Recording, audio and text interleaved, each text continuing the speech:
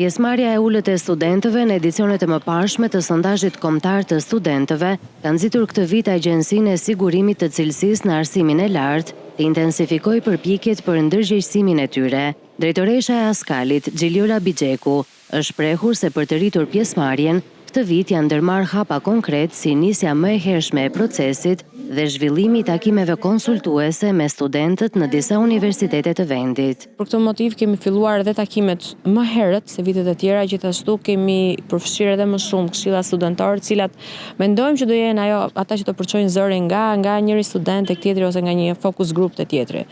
Gjithashtu në universitete janë ngritur dhe grupet e punës, të cilët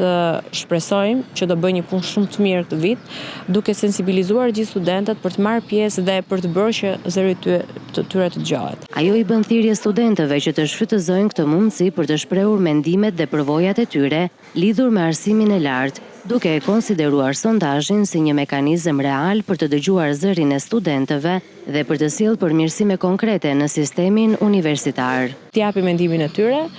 të shprehen lirshëm, sondazhi është anonim, nuk dalin emra, nuk ka emra studentës dhe gjithashtu ne kemi bërë të aksesueshëm për të gjithë studentët, do ofrohet në 3 gjuhë, shqip, anglisht, italisht, duke qenë që ne kemi dhe studentë huaj që studojnë në Shqipëri, kështu që thirrja ime është që studentët të